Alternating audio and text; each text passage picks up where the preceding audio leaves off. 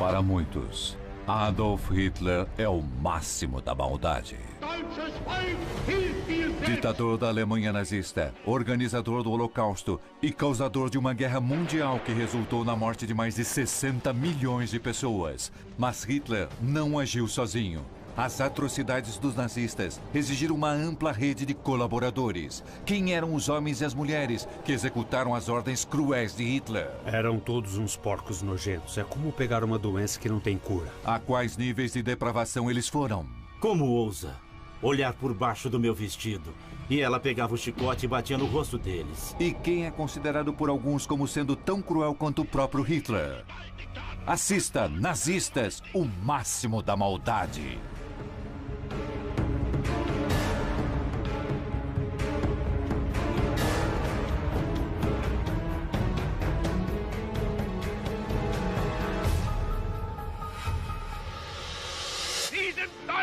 Para muitos, o reino nazista do terror começou em 8 de novembro de 1923. O jovem Adolf Hitler, suportado por 600 tropas da SA, invade um encontro político em um bar em Munique, em uma tentativa de golpe que ficou conhecida como Putsch de Munique. Aqui, Hitler estabelece o padrão que possibilitará seu reino de terror. Confiar em um círculo próximo de conspiradores para perpetuar sua crueldade, incluindo esse piloto da Primeira Guerra Mundial, destinado a se tornar seu braço direito, Hermann Göring. A mãe de Göring uma vez fez um comentário que Hermann um dia se tornaria um grande homem ou um grande criminoso. O que precisa ser entendido sobre Göring é que era um Falstaff demoníaco. Um homem enorme, gordo, ladrão, uma criatura sem limites. A jornada de Göring em direção à infâmia começa no segundo dia do Putsch de Munique, quando a polícia local encerra violentamente a tentativa de golpe. 20 pessoas foram mortas e Göring leva um tiro. Quando Göring levou um tiro em Munique durante o Putsch, ele ficou no hospital depois disso e foi um ferimento muito sério. Deram-lhe morfina no hospital para combater a dor. E Göring acabou se viciando em morfina. Quando Göring busca tratamento para seu vício, a recomendação é abstinência total. Os resultados são terríveis. Ele ficou muito instável. Quando estava em tratamento, jogava coisas na parede, ameaçava a esposa. Ele era bem perigoso. E os médicos na Suécia disseram à sua esposa que ele era uma ameaça para outras pessoas. Ele estava num estado tão violento por causa da morfina e seus efeitos e a paranoia ao tentar deixar o vício que a sua esposa e familiares acabaram internando numa instituição de doentes mentais perto de Estocolmo e o colocaram numa camisa de força porque não conseguiam controlá-lo. Depois do tratamento, Göring volta para o lado de Hitler e o ajuda a orquestrar as primeiras atrocidades nazistas. Göring desempenhou um importante papel ao elaborar as leis de Nuremberg, que impossibilitaram muitas coisas na vida dos judeus alemães. As ações de Göring em nome de Hitler são apenas o início do ataque nazista contra o 500 mil de judeus alemães. Richard e Margot Springer estão entre a primeira onda de inocentes na mira dos nazistas. O filho deles é o apresentador de TV Jerry Springer. Meus pais se casaram 1 mês e meio depois de Hitler assumir o poder. E aí as leis começaram a mudar sobre os judeus poderem ter negócios e passou a ser ilegal comprar de judeus e temos fotos no álbum de família de, sabe, Juden, suásticas nazistas na vitrine da loja e a vida ficou bem... Na cidadezinha de Landsberg onde moravam, ela ficou muito desconfortável. Conforme Göring assume a missão de dificultar a vida dos judeus alemães, ele enriquece sua vida com tudo relacionado à riqueza e poder. Para mim, Göring é uma versão nazista de estilos de vida dos ricos e famosos ampliada e piorada. Göring gostava de pompa, uniformes. A aparência das coisas era algo muito importante para ele. Ele tinha uma propriedade chamada Karinhall, batizada em nome da primeira esposa. E ele mantinha um leão naquele lugar. Ele dava festas bizarras, ridículas, que iam além da imaginação de qualquer pessoa. Ele aparecia usando togas vermelhas, capas de pele, usava uma fantasia verde, como um Robin Hood muito gordo. Era um espetáculo de mau gosto que ele fazia, mas, por outro lado, todos os poderosos do local iam a essas festas e todos ficavam enojados pelo espetáculo decadente apresentado. Para piorar ainda mais, Gearing costuma pagar por sua vida de excessos com grandes roubos. Gearing forçava as lojas de judeus a vender produtos a uma fração do que valiam. E depois de algum tempo, ele percebeu, caramba, nós mandamos nesse país, eu nem preciso pagar para eles, eu vou roubar. Gearing certamente organizou o maior roubo de obras de arte da história mundial. Ele saqueou museus, saqueou acervos privados, roubou de judeus que enviou para campos de concentração. Ele desviou linhas ferroviárias que estavam levando bens de guerra para a frente oriental para devolver pinturas roubadas e butim de guerra. Estima-se que ele terminou com um acervo de 1.800 pinturas e milhares de outras obras de arte. E seu acervo só ficava atrás do acervo do próprio Hitler. Hermann Göring foi o tenente mais confiável de Hitler. Ele fez tudo o que podia para executar a visão malévola de seu Führer. Mas as atrocidades que eles cometeram juntos só podiam existir em uma cultura em que a crueldade não era afastada, mas sim valorizada. Outro membro do círculo interno de Hitler é o arquiteto dessa cultura, um mestre em manipulação que tenta justificar a crueldade de Hitler para o mundo, Joseph Goebbels. Goebbels foi definitivamente afetado de alguma forma por sua infância, doenças e deformidade. Goebbels teve paralisia infantil no pé direito e passou por cirurgia quando era jovem. Mas a operação não foi bem sucedida e, como resultado, ele mancou pelo resto da vida. Rejeitado do serviço militar na Primeira Guerra Mundial pelo exército alemão em função de ser manco, o que foi uma grande desonra e desprezo. E ele teve o azar de ter apenas 1,63 m. Então ele era literalmente um baixinho com a síndrome do baixinho que quer ser alguém. E foi o que ele conseguiu com Hitler e o Terceiro Reich. Antes de Goebbels ser descoberto por Hitler, foi um fracasso como escritor. Ele jogou a culpa disso e de praticamente todos os seus problemas nos judeus. Hitler decide usar seu antissemitismo virulento e seu talento para a ficção, deixando-o a cargo da propaganda nazista. Ele fez filmes, panfletos, pegou livros, queimou livros, fez queimas de livros, se dedicou a isso e tentou convencer os alemães de que os judeus eram os seus inimigos, porque faziam parte da cultura, mas não eram alemães de verdade. Todos os problemas que a Alemanha tinha, em termos de propaganda, era culpa dos judeus.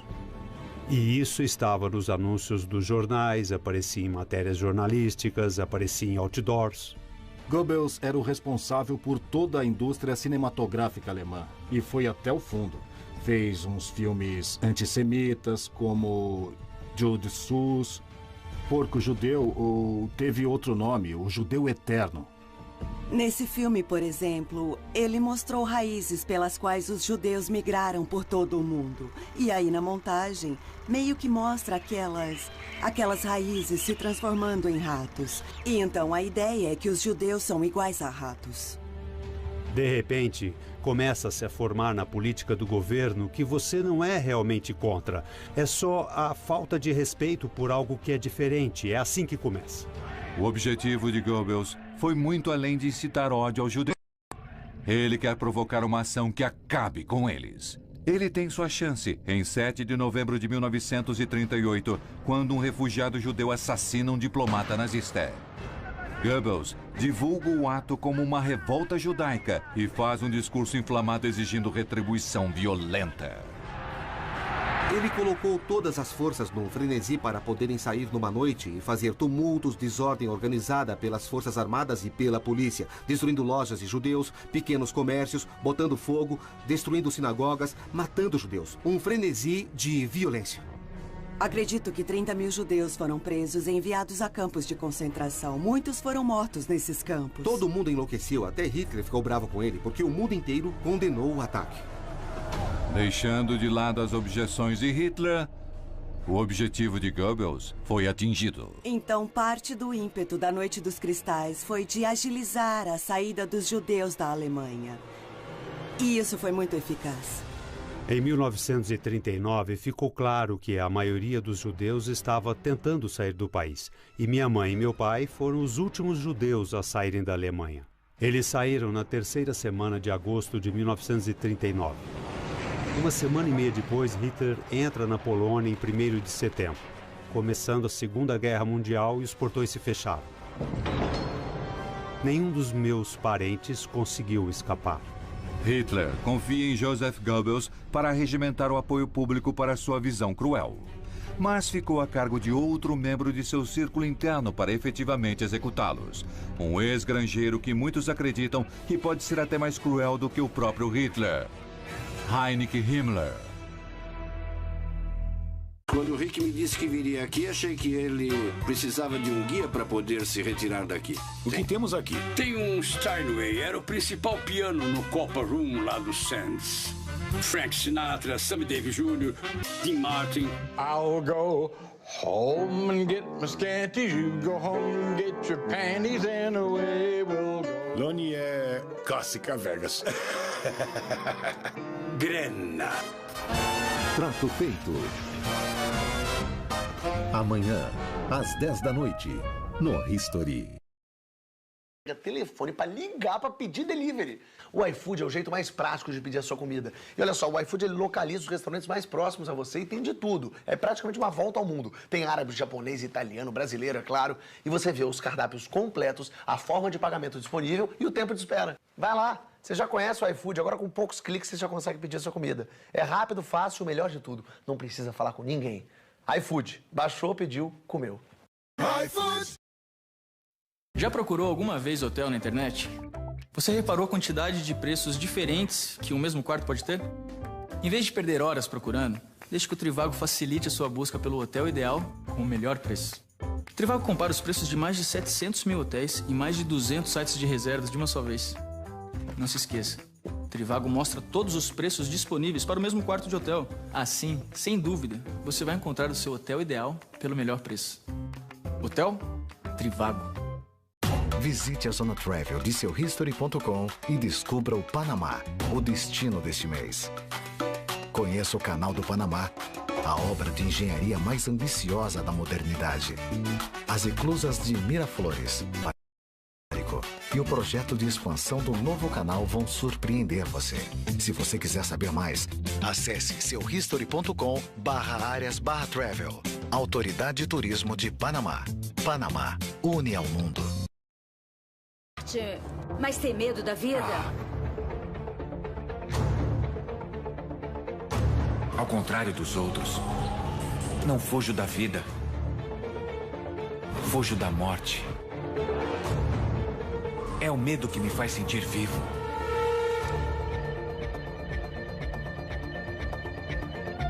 Com ilusão eu posso ser alguém, mas eu só não consigo escapar de mim mesmo.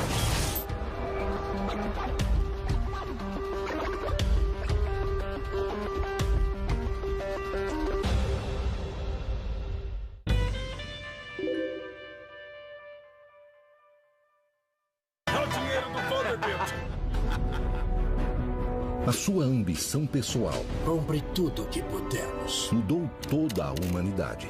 Isto é o futuro. Isso é fantástico. Uma das produções mais impactantes do History está de volta. Nada é impossível. Gigantes da Indústria. 4 horas seguidas. Quarta, a partir das 8 da noite. No History.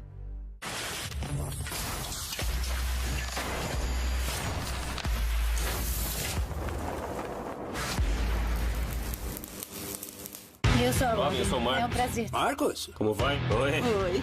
Marcos, prazer em conhecer. Estamos de acordo? Tudo se resolve no aperto de mão? Só aperto de mão vale? Tudo bem. Ao trabalho.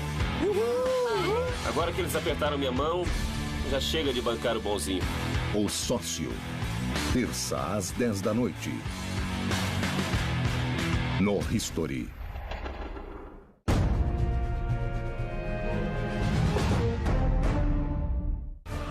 Adolf Hitler aparece na história como o máximo da maldade.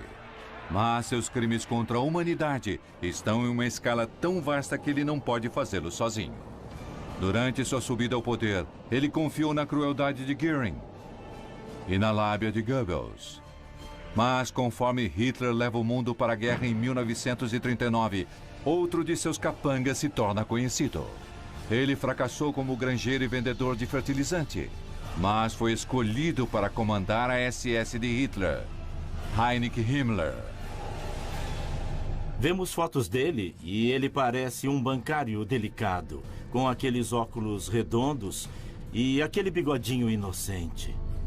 E acho que por causa disso ele parecia ainda mais sinistro, porque não dava para saber o que estava acontecendo atrás daqueles olhos. Quando penso em Himmler, o que vem à mente é sangue frio. Ele não era um assassino cruel, sedento por sangue, mas mesmo assim, ele foi considerado assassino em massa.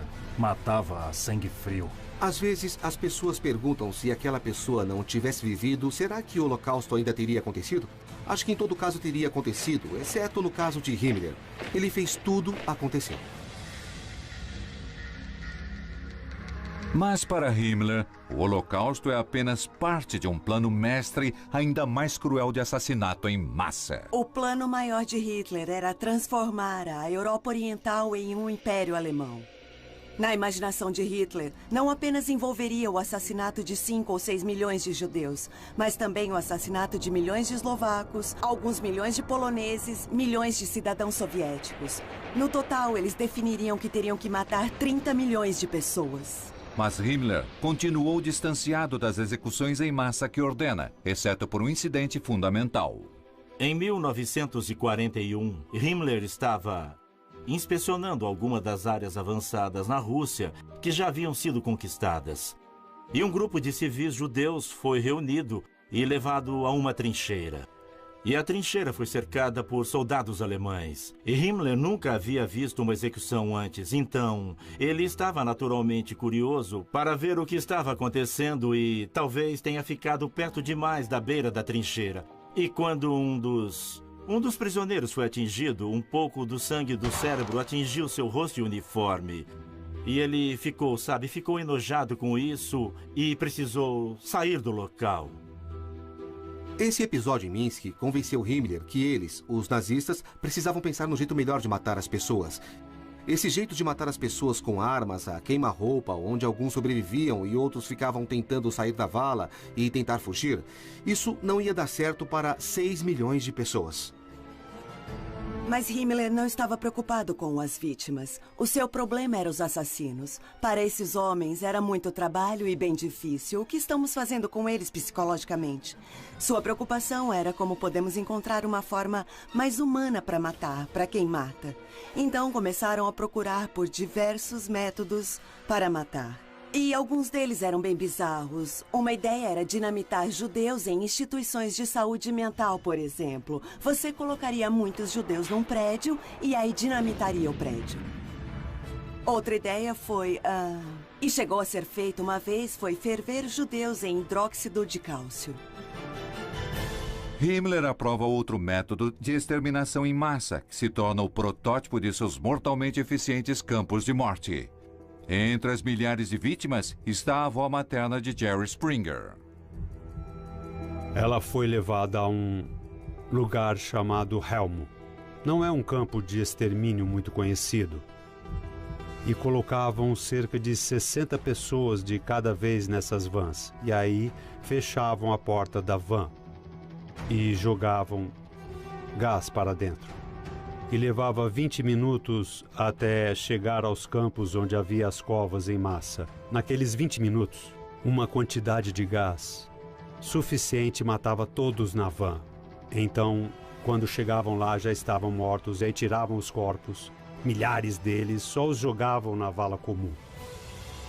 E então, essas vans foram as precursoras das câmaras de gás, que todos lemos a respeito.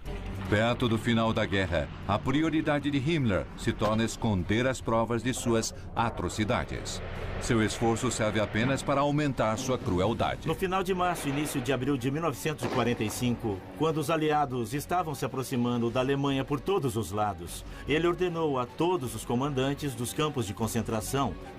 Ele disse: livrem-se de todos os prisioneiros. Não quero que os aliados encontrem campos cheios de pessoas doentes e famintas. Então, ele instituiu o que hoje chamamos de Marchas da Morte. Os nazistas pegaram todos os prisioneiros que já estavam magros e fizeram eles marchar por toda a Polônia, para que pudessem chegar a Ravensbrück ou outros campos que eram considerados seguros. As pessoas morriam pelo caminho, levavam tiros, apanhavam e eram muito maltratados. Mas quando Himmler não está publicando decretos terríveis de mortes em massa, ele se dedica, usando vastos recursos nazistas, à sua bizarra crença no passado oculto da Alemanha. Ele tinha essa ideia de que ele queria criar algo como uma Alemanha pré-cristã, como a Alemanha era nos tempos antigos. Himmler, de certa forma, era louco a respeito das raízes míticas do Partido Nazista e da raça ariana. E ele traçou a história até os Cavaleiros da Távola Redonda e a mitologia arturiana. E ele mandou construir um castelo enorme em Fewelsburgo e foram usados todos os motivos do cálice sagrado e elementos arturianos. No castelo, eles tinham muitas câmaras especiais, em que tudo era muito místico, com muitos rituais secretos sendo realizados. E muita coisa que provavelmente nunca saberemos, pois as provas foram destruídas. Era ridículo e só mostra que, de certa forma, como era horroroso e cruel o tipo de gente que estava governando a Alemanha. Himmler transformou a visão de Hitler do Holocausto em realidade. Mas para fazê-lo, ele precisa de seus próprios tenentes, incluindo um homem com tanto sangue frio que Hitler o apelidou de Homem de Coração de Ferro, Reinhard Heydrich.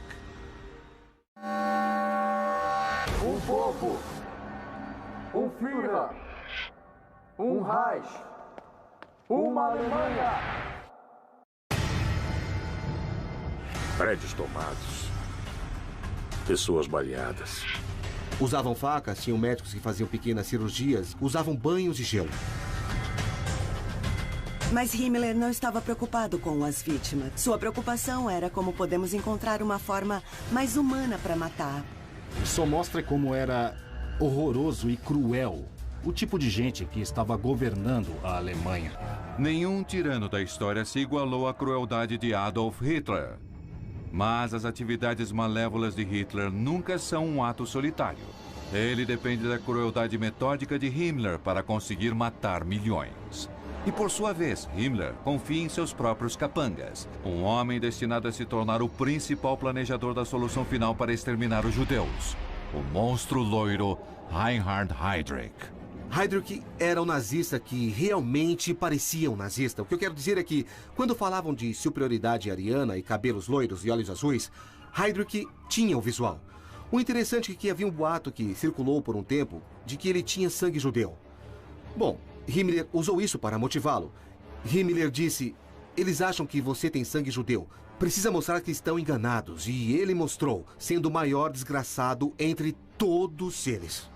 Heinrich conquista sua reputação impiedosa como chefe da polícia secreta da Alemanha nazista, a Gestapo. Ele a molda em um instrumento de terror, alimentado pelo terrível decreto de 3 palavras de Hitler: noite e neblina. Esse era o termo inicial que as pessoas deram ao desaparecimento de dissidentes comunistas, judeus, socialistas. Numa noite os levamos e os prendemos. Nós não precisamos de mandado ou qualquer outra coisa. Minha prima vivia em Berlim. E ela sempre lembra quando seu pai e irmãos não passavam a noite no apartamento. Porque quando a SS, quando os soldados apareciam e batiam na porta às 2 da manhã, eles não queriam que eles as encontrassem lá, ela e a mãe.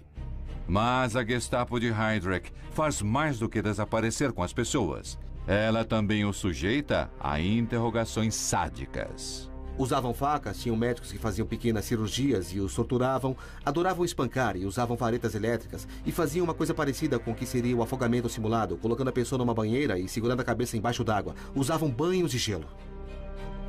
Eles tinham os dedos fraturados em um equipamento chamado anjinho. Ou podiam trazer familiares e abusar do familiar na frente da pessoa, para induzi-los a falar. Uma coisa interessante sobre Heydrich é que ele pessoalmente introduziu o processo em que o próximo prisioneiro a ser interrogado era mantido do lado de fora da porta em que o prisioneiro atual estava sendo interrogado. Ou seja, depois de 1 hora, ouvindo gritos, geralmente ficava mais disposto a falar, porque sabia o que estava por vir. Em 1942, Hitler envia Heydrich à Tchecoslováquia para destruir toda a resistência ao domínio nazista e fazê-los aceitar o nazismo. Mas ele é assassinado por um partisão ao passar por Praga. Hitler ficou louco e ordenou que 2 cidades fossem destruídas, com todos os habitantes sendo mortos. As cidades de Lidsky e Ležák foram destruídas, apagadas do mapa. E aí ele lançou a chamada Operação Reinhard, batizada em honra do próprio Heydrich. E o que foi isso? Foi a abertura de campos de extermínio em Sobibor e Treblinka. Então, o tributo a Heydrich foi, em seu nome, nós abriremos campos de extermínio. Mas o legado cruel de Heydrich vai muito além da vingança de Hitler. 4 meses antes de sua morte, ele convocou uma reunião secreta com altos oficiais nazistas, chamada de Conferência Wannsee, onde lançaram a infame solução final, que resultaria no assassinato de 6 milhões de judeus. Foi nessa reunião que o mecanismo de reunir, transportar e matar e se livrar dos corpos de milhões de pessoas foi discutido de forma fria, como se fosse um grupo de banqueiros discutindo como aumentar os lucros no próximo trimestre, e quando a reunião acabou, beberam conhaque e fumaram charutos. E fizeram uma grande festa. O responsável pela ata daquela reunião foi um burocrata insosso, cujo presente para a organização o levou a uma alta posição na administração da SS. Hitler não tem opção melhor para manter a engrenagem do Holocausto em dia do que Adolf Eichmann.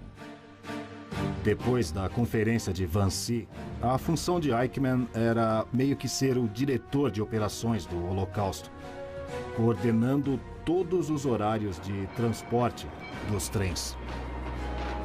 E não era fácil. Aliás, milhares e milhares de vagões, dezenas de milhares, centenas de milhares, milhões de pessoas sendo transportadas no meio de uma zona de guerra. Às vezes, ele tem que fazer tudo certinho para que quando um trem disser que estará lá às 10h30 da noite, realmente chegue em Auschwitz nesse horário. Eichmann teve a função de verificar se as câmaras de gás eram construídas e que haviam instalações para acomodar os judeus antes de eles serem mandados para a câmara de gás. Então, todos os pequenos detalhes acabaram caindo no colo de Eichmann. Era muito metódico.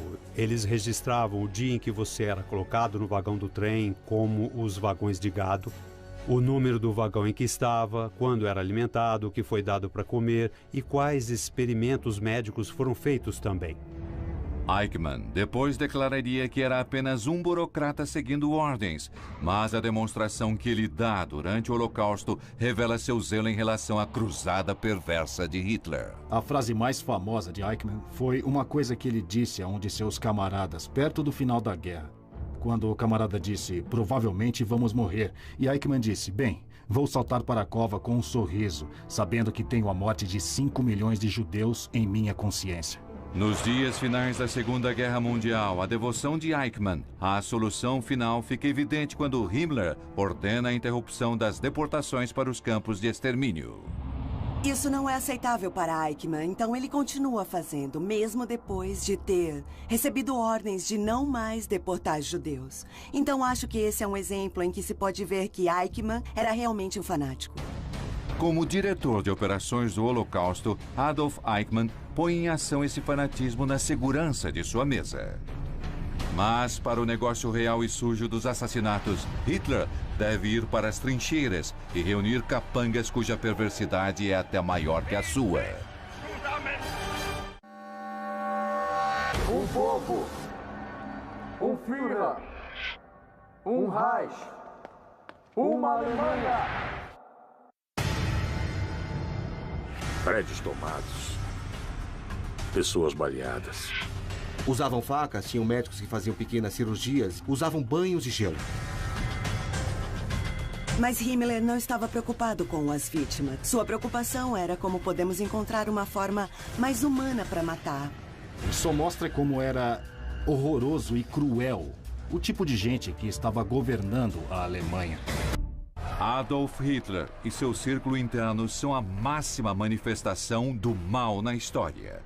Mas seu recorde de atrocidades só foi possível porque conquistaram um exército de subordinados para executar suas maldades. Fala-se de Hitler e de Goebbels e sabe todos esses líderes horríveis. Mas e quanto a essa população que simplesmente no final do dia, sabe, porque eles vivem lá, eles vão para casa e jantam com a esposa e os filhos e, nossa, como foi seu dia? E o que eles diziam? Um casal trabalhador pode compartilhar histórias das atrocidades que cometem. Ele é ex-bancário, ela é secretária. Mas ele chega a ser comandante do infame campo de concentração de Buchenwald. E ela está a seu lado. Karl Otto Jussi Koch. O coronel Koch era um mulherengo e contraiu sífilis em uma viagem à Noruega em 1940. E quando voltou ao campo, 2 das pessoas que trataram dele eram, na verdade, prisioneiros. E ele não queria que a notícia se espalhasse para seus superiores ou para sua esposa. E então ele decidiu que aqueles 2 prisioneiros seriam mortos. A SS não se incomoda com as mortes não aprovadas, mas se incomoda quando descobre provas de desfalque. Karl e sua esposa foram vistos roubando algumas coisas da SS, pegando dinheiro, joias e até dentes de ouro dos prisioneiros que estavam mortos. Ele obrigava os prisioneiros a, digamos, escrever para os parentes, dizendo coisas como: se puderem me arrumar 10.000 Reichsmarks, vão me deixar sair daqui. E eles foram ficando ricos com esses golpes. Cada marco que os Koch conseguem financia seu estilo de vida exagerado. Bem, Karl e Jussi Koch realmente consideravam Buchenwald como seu feudo particular. E eram o senhor e a senhora governantes desse campo. Sabemos que ela adorava cavalgar e que usava a mão de obra do campo de concentração e provavelmente dinheiro e valores tirados das vítimas para construir um complexo interno para poder cavalgar. Otto acaba sendo condenado por desfalque e é executado. Mas as faltas de provas deixam Jussi livre para solidificar seu apelido de A Bruxa de Buchenwald. Ela cavalgava pelo campo e dizia aos guardas da SS que supervisionavam as obras: mandem-nos fazer polichinelo ou mandem-nos rolar na lama. Houve testemunhos durante o julgamento dela pelos crimes de guerra, em que os prisioneiros diziam que ela chegava perto deles, de pé, na beirada da vala, onde eles estavam cavando um buraco. E eles olhavam para cima pelo vestido dela e ela dizia: como ousam olhar para baixo do meu vestido? E ela pegava o chicote e batia neles no rosto. Mas esses abusos não são nada em comparação com o envolvimento de Jussi Koch com uma das subindústrias mais monstruosas da Alemanha nazista. As tatuagens viraram uma obsessão com as pessoas da SS e acho que com a Jussi também. Contavam-se muitas histórias de que quando ela via os prisioneiros sem camisa numa obra, ela dizia para o supervisor da SS: anote o número daquele homem, porque quero fazer alguma coisa com a pele dele. E algumas semanas depois, podia virar um abajur, uma capa de livro, ou talvez luvas, chinelos, o que fosse. Enquanto Jussi Koch cometia suas atrocidades em Buchenwald, outro notório comandante está cometendo as suas. Em 1934, ele era um humilde guarda em Dachau, mas seus atos sádicos acabaram levando-o a uma função de liderança em Auschwitz: Josef Kramer. Uma das ofensas mais memoráveis de Kramer ocorre em 1944, quando tem um papel central na criação de uma macabra exposição pseudocientífica. Um anatomista da Universidade de Estrasburgo, chamado August Hirt, teve a ideia de criar um acervo de esqueletos de principalmente de judeus, e usá-los para criar um tipo de exibição antropológica. Em Natzweiler, Kramer recebe um carregamento especial de prisioneiros a serem usados na amostra Hirt e se responsabiliza pessoalmente por seu processamento. E Joseph Kramer é o responsável por matar as vítimas com gás em agosto de 1944. O acervo de esqueletos judeus nunca é organizado, mas Kramer passa a cuidar do infame campo de concentração de Bergen-Belsen, onde recebe o apelido de Monstro de Belsen. Perto do final da guerra, Heinrich Himmler ordena que os campos de concentração sejam evacuados, e Bergen-Belsen vira um ponto de coleta para os prisioneiros de campos de concentração que estão sendo evacuados. Então há milhares de prisioneiros convergindo para Bergen-Belsen a pé ou por trem. Muitos estão muito próximos da morte. Não há a menor possibilidade de serem cuidados, de forma que garanta sua sobrevivência. E rapidamente as condições dentro do campo se tornam absolutamente horrendas. Há epidemias de tifo e desinteria. Não há alimentos adequados, não há água adequada. Joseph Kramer supervisiona tudo isso. Entre as milhares de pessoas que morrem sob a supervisão de Kramer está Anne Frank, aos 15 anos. Bergen-Belsen logo é libertada pelas tropas britânicas e Joseph Kramer é preso, julgado e enforcado. Ele é logo esquecido, mas o diário de Anne Frank, um protesto eloquente contra o mal nazista publicado em todo o mundo, ainda é inspirador. Karl Otto Koch, sua esposa Ilse e Joseph Kramer fizeram de perto o trabalho sujo necessário para realizar a visão de Hitler. Mas outros nazistas iriam ainda mais longe, redefinindo os limites do mal. Como o médico sádico, cujas experiências médicas saíram direto de Frankenstein, Dr. Joseph Mengele.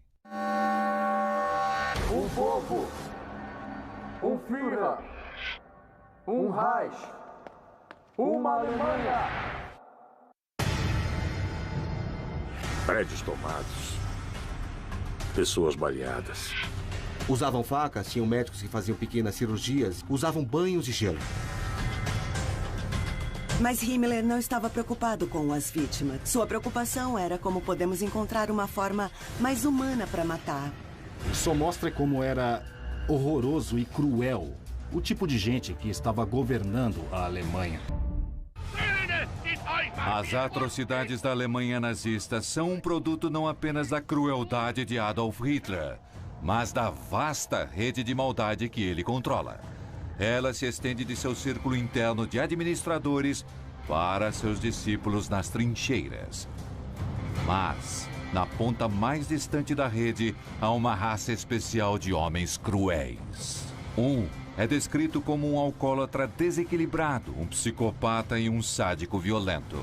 Porém, precisamente por causa disso, é que ele é escolhido para liderar uma unidade militar nazista que se especializa no terror. Oskar Dirlewanger. Oskar Dirlewanger, como milhões de homens alemães, serviu durante a Primeira Guerra Mundial. E não se sabe se a guerra causou ou exacerbou uma parte extremamente violenta e sádica de sua personalidade. Oskar Dirlewanger foi preso pela SS em um campo de concentração, em parte por ter sido acusado de molestar uma adolescente. Dirlewanger acaba sendo liberado sob a condição de que volte ao exército. É aí que Himmler tem uma ideia sinistra: reunir um batalhão de criminosos para aterrorizar os civis em territórios ocupados pelos nazistas e coloca Dirlewanger no comando. Então, uma brigada composta por saqueadores e outros criminosos, em alguns casos tirados de campos de concentração da SS, de prisões militares ou de prisões militares normais que podiam ser usados para lutar contra os partisans, mas também liquidar guetos judeus. Começando em 1940, a brigada de Dirlewanger tem o sádico prazer de expandir a definição de atrocidades de guerra. A unidade de Dirlewanger gostava de levar civis à força para celeiros. E aí colocavam fogo no celeiro. E se alguém tentasse escapar, levaria um tiro. Houve acusações de que o próprio Dirlewanger usava veneno em judias para seu próprio divertimento. Quando o comando foi enviado para Varsóvia, os civis poloneses foram arrancados de prédios. Para sobreviver à guerra e à insurreição, os poloneses haviam montado hospitais subterrâneos e os homens de Dirlewanger atacaram esses hospitais subterrâneos, mataram homens, mulheres, crianças, médicos e enfermeiras. Enquanto Oskar Dirlewanger ultrapassa os limites da crueldade na Polônia, um médico sádico faz o mesmo em Auschwitz. Depois de estudar nas melhores faculdades de medicina da Alemanha, ele serviu como oficial médico até ser transferido para Auschwitz em 1943. Ele vê o campo como um laboratório humano para seus experimentos bizarros. Ele é o anjo da morte, Dr. Joseph Mengele. Mengele conquista seu apelido ao se envolver com seu passatempo predileto, determinar o destino de prisioneiros no momento em que chegam no campo. Geralmente chegavam no meio da noite, os vagões eram abertos e ali encontravam os guardas da SS com cães e geralmente 2 médicos que estavam lá de pé e indicavam com os dedos, olhando para eles, para a direita ou para a esquerda. Para a direita significava que iam viver e iam para um campo. Para a esquerda significava que iam direto para as câmaras de gás. Todo médico tinha que cumprir essa tarefa. A maioria não gostava de fazer isso. Mengele adorava. Ele se oferecia para a função, fazia hora extra, seleções extras porque ele procurava espécimes para os seus experimentos. E era ali que os encontrava. Entre as incontáveis seleções de espécimes de Mengele, as mais valiosas eram gêmeos.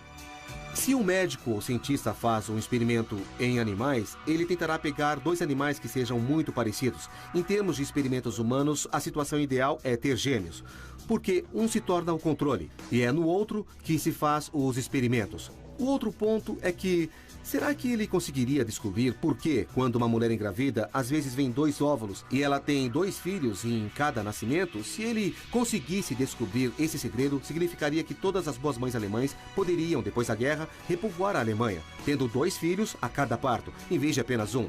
Ele seria o pai da nova Alemanha. Os experimentos de Mengele são bárbaros, mas ele se sente livre para perseguir qualquer ideia em nome da ciência nazista. Mengele fez uma combinação de tudo, e com isso quero dizer injeções nos olhos. Achamos que era para ver se podia fazê-los ficarem azuis, o que causava cegueira quase sempre. Ele matava um gêmeo com clorofórmio no coração e aí fazia uma autópsia imediata, enquanto o outro gêmeo estava vivo para ver se os órgãos ficariam iguais e se podia fazer mais alguma coisa. Em alguns experimentos, ele cortava alguém e forçava uma infecção. Em outros experimentos, ele colocava solventes na cabeça de crianças para ver se podia mudar a cor dos cabelos. Às vezes, ele usava muito calor para ver se podia danificar órgãos internos. Mengele fazia punções lombares. Às vezes, fazia cirurgia na coluna de algumas das crianças sem nenhum tipo de anestesia, para ver como elas reagiriam. Era muita maldade. Mas o experimento mais bárbaro de Mengele pode ter sido o que ele fez em 2 gêmeos chamados Tito e Nino. Mengele foi acusado de tentar costurar esses gêmeos um ao outro pelas costas. E a acusação foi que esses gêmeos sobreviveram ao procedimento, mas claro que com dores agonizantes. E a mãe deles, que também estava no campo, de alguma forma conseguiu doses mortais de morfina e deu para seus próprios filhos com o propósito de que não sofressem mais. O fim da guerra colocou um ponto final à crueldade de Mengele e em todos os capangas de Hitler. Mas o que houve com eles? Quem foi julgado? Quem se matou? E quem escapou? A vitória dos aliados em 1945 coloca um ponto final na crueldade inédita de Adolf Hitler. Agora, ele e seus cúmplices devem enfrentar as consequências de seus crimes. Em Berlim, Hitler se mata com um tiro em seu bunker para não ser capturado. No mesmo local, Joseph Goebbels faz o mesmo, mas choca muitos por fazer do suicídio um assunto de família. Depois que Hitler se matou, Goebbels não apenas cometeu suicídio, mas a sua esposa tomou veneno e antes deram a cada um dos 6 filhos pílulas para dormir, eu acho. E aí deram pílulas com cianeto e mataram todos eles. Heinrich Himmler foi capturado pelos britânicos, mas logo tira sua própria vida mordendo uma cápsula de cianeto. A morte de Himmler foi uma surpresa porque terminou com um gemido e não com um tiro. Hermann Göring foi capturado e depois condenado em Nuremberg. foi condenado à morte e pede para enfrentar um esquadrão de fuzilamento como um soldado. Quando descobre que será enforcado como um criminoso comum, ele engana a forca e se mata com sua própria cápsula de cianeto. Gearing queria que seu suicídio fosse, na verdade, um grande gesto teatral cênico, um ato de desafio, dizendo aos americanos e aos outros aliados: eu não vou morrer do jeito que vocês querem, vou morrer do jeito que eu quero. E Scott também é julgada e choca os promotores com uma declaração surpreendente. Ela anunciou que estava grávida, e ela estava grávida de 8 meses, e nunca foi confirmado quem era o pai daquela criança, mas ela foi condenada e a pena foi prisão perpétua. Com 20 anos de cadeia, em 1967, ela usa os lençóis e se enforca. Oscar Tillerwanger não vive para ser julgado. Depois de sua captura, ele enfrentou uma justiça mais rápida e brutal. Ele foi preso no início de junho de 1945 pelas forças de ocupação francesa e, depois de alguns dias, ele estava morto. Segundo o testemunho de um de seus colegas de cela, que diz que alguns guardas da prisão, que eram guardas poloneses trabalhando para os franceses, o espancaram até a morte. Adolf Eichmann consegue escapar e foge para a Argentina. Vive lá de forma anônima até 1960, quando é finalmente localizado pelo Serviço de Inteligência israelense.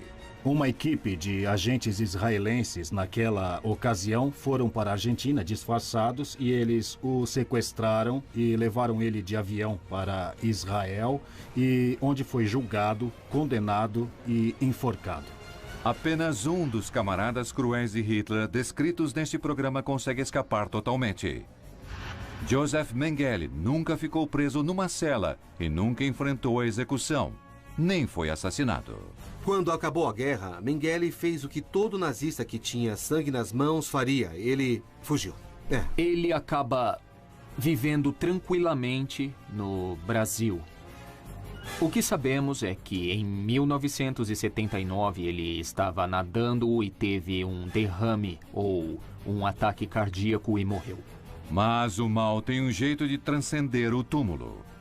Pessoas continuavam vendo Mengele anos depois de sua morte, apesar de uma perícia forense em 1985 ter confirmado sua morte. Mengele hoje teria mais de 100 anos. Quando chegar a 120, acho que algumas pessoas vão parar de procurá-lo, mas como questão prática, os nazistas chegam a fingir estar mortos para escapar dos caçadores de nazistas. 7 décadas se passaram desde a queda do Terceiro Reich. Ainda assim, Adolf Hitler e seus infames capangas continuam sendo o padrão para mensurar o mal. Suas atrocidades definem a dimensão mais cruel do comportamento humano e nos lembra do enorme custo para varrer o mal da Terra.